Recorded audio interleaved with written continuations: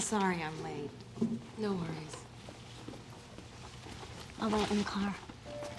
The good thing about her is that she's a flawed person, and, you know, for an actor to play that kind of, you know, real human being, you know, we all have flaws, let's face it, we're not perfect, but she learns about herself throughout this process, and that's exciting for an actor, that she's, you know, in a period of development, and in the beginning and the end of the movie, she's in two different places.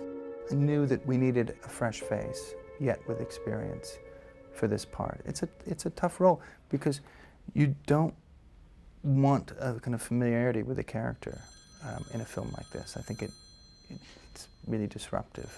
And Naomi brings guts, and she kind of earns it in every performance. 7 days.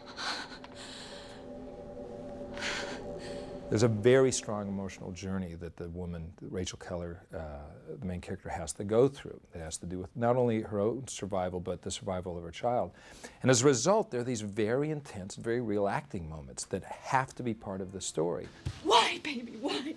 Why? I couldn't sleep.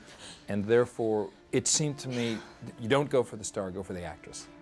You want to go for someone who, even if they're not really known to the audiences yet, will deliver those moments in a way that, like, the audiences will really be able to relate to. Leave it alone!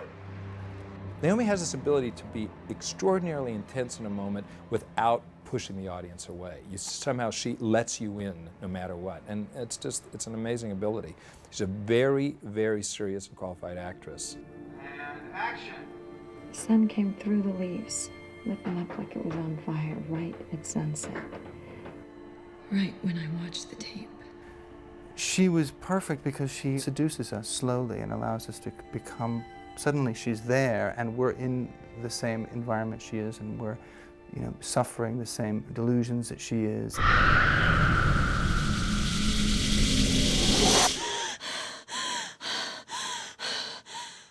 The question of plausibility is erased because of her sort of integrity as a character.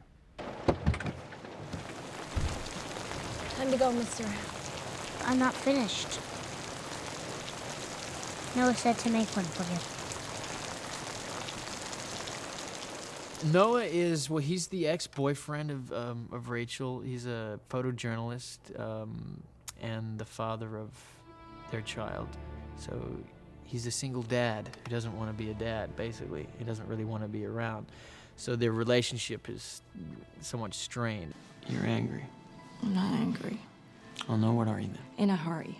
Yet, as the movie progresses, they sort of rediscover their relationship, I think. And the good thing, I think, in the movie with respect to my character's journey is that he kind of grows up through that. He kind of learns again to be around for her and the kid, and so there's kind of a maturity that happens right toward the end of the movie. It's wonderful to see somebody of that age and still be a new face.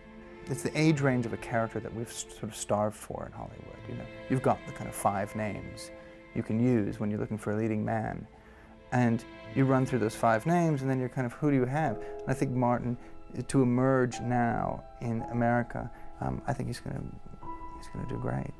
I think what's great about Martin is that his natural exuberance and charm is a great counterbalance to the intensity of Naomi.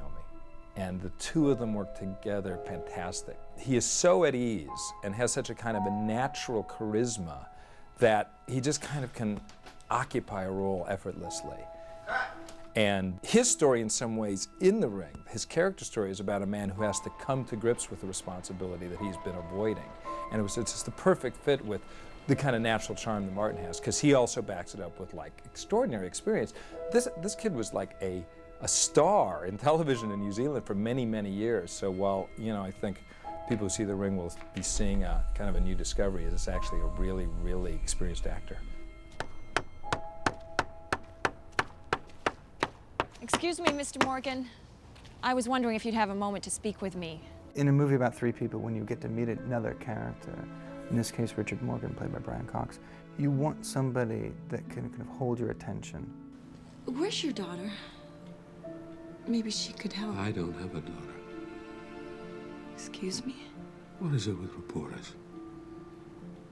You take one person's tragedy and force the world to experience it. You spread it like sickness. He's a kind of tragic character in a way. He's a man who's lost everything in his life. And he seems to be rattling around on this ranch that he has, which is a horse ranch, except there are no horses. Every now and then a writer comes along, heard about what happened. What's left to write about, though? I don't know. He's kind of a bit like a zombie. He lives in a sort of half-dead world, you know, where he hears voices. And he's obviously had to live like this most of his life, but he kind of is used to it. She's never going to whisper in my freaking ear ever again. But I think, given the circumstances that have happened, these voices are getting stronger. Where is she? Please. I have to stop her. If I don't, my son will die. Oh, yes. He will. Brian Cox was who I had in my mind all along. I just couldn't think of anybody else I'd rather work with.